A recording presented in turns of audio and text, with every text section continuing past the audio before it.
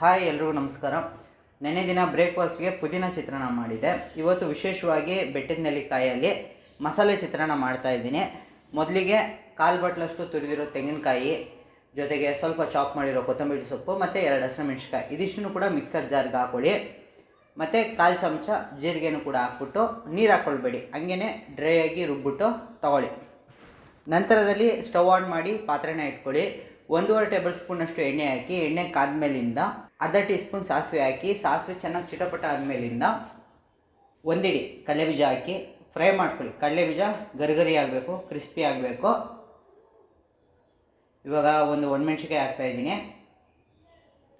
ಚೂರು ತುರಿದಿರೋ ಶುಂಠಿ ಹಾಕ್ತಾಯಿದ್ದೀನಿ, ಫ್ರೈ ಮಾಡ್ಕೊಳ್ಳಿ. 2 ಕಡ್ಡಿ ಕರಿಬೇವು ಮತ್ತು ನೆನೆಸಿರುವಂತಹ ಕಡಲೆಬೇಳೆ ಉದ್ದಿನಬೇಳೆ ಇದನ್ನು ಕೂಡ 1 ಸ್ಪೂನ್ ಹಾಕಿದ್ದೀನಿ, ಫ್ರೈ ಮಾಡ್ಕೊಳ್ಳಿ. ಇವಾಗ ಚಾಪ್ ಮಾಡಿರೋ ಒಂದು ಈರುಳ್ಳಿ ಹಾಕಿ ಬಾಡಿಸ್ಕೊಳ್ಳಿ. ಈರುಳ್ಳಿನ ಬಾಡಿಸ್ಕೊಂಡಾದ್ಮೇಲಿಂದ ಒಂದು ಅರ್ಧ ಸ್ಲೈಸ್ ಕ್ಯಾಪ್ಸಿಕಮ್ನ ಚಾಪ್ ಮಾಡ್ಕೊಂಡಿದೆ. ಇವಾಗ ಚಾಪ್ ಮಾಡಿರೋ ಕ್ಯಾಪ್ಸಿಕಮ್ನ ಕೂಡ ಹಾಕ್ಬಿಟ್ಟು ಫ್ರೈ ಮಾಡ್ಕೊಳ್ಳಿ.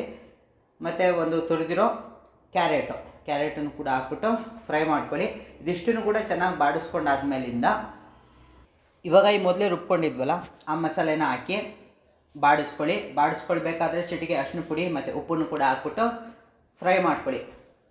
ಇವಾಗ ಇಲ್ಲಿ 3 ಬೆಟ್ಟದ ನೆಲ್ಲಿಕಾಯಿನ ತೊಗೊಂಡಿದ್ದೀನಿ. ಬೆಟ್ಟದ ನೆಲ್ಲಿಕಾಯಿನೂ ಕೂಡ ತುರಿದ್ಬಿಟ್ಟು ತೊಗೊಂಡಿದ್ದೀನಿ. ಇವಾಗ ತುರಿದಿರುವಂತಹ ಬೆಟ್ಟದ ನೆಲ್ಲಿಕಾಯಿನೂ ಕೂಡ ಹಾಕ್ಬಿಟ್ಟು ಬಾಡಿಸ್ಕೊಳ್ಳಿ. ಇವಾಗ ಗೊಜ್ಜು ತಯಾರಾಗಿದೆ, ಅನ್ನಕ್ಕೆ ಕಲಿಸ್ಕೊಳ್ಳೋಣ. ಅರ್ಧ ಪಾವು ವೈಟ್ ರೈಸ್ನ ಈ ಮೊದಲೇ ಕುಕ್ ಮಾಡಿ ತೊಗೊಂಡಿದೆ. ಅನ್ನ ತಣ್ಣಗಿರಬೇಕು, ಬಿಸಿ ಅನ್ನಕ್ಕೆ ಕಲ್ಸೋಕೆ ಹೋಗಬೇಡಿ, ಎಲ್ಲ ಮುದ್ದೆ ಆಗಿಬಿಡುತ್ತೆ.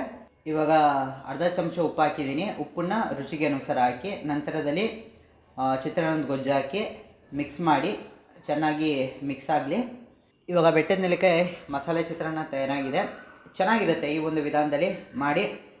ಮತ್ತು ಇನ್ನೂ ಯಾರೆಲ್ಲ ನಮ್ಮ ಚಾನಲ್ ಸಬ್ಸ್ಕ್ರೈಬ್ ಮಾಡಿಲ್ಲ, ಸಬ್ಸ್ಕ್ರೈಬ್ ಮಾಡಿ, ವಿಡಿಯೋನ ಲೈಕ್ ಮಾಡಿ, ಶೇರ್ ಮಾಡಿ. ಧನ್ಯವಾದಗಳು.